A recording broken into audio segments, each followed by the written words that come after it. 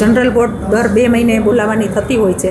March મહિનાની અંદર general board બોલાવેલી અને મે મહિનાની અંદર 2 મહિના પૂરા થતા હોય તો જનરલ બોર્ડ બોલાવી ફરજિયાત છે. પણ લોકસભાની આદર્શ આચારસંહિતાના હિસાબે તમામ આઇટમ છે એ આપણે પેન્ડિંગ રાખેલી છે.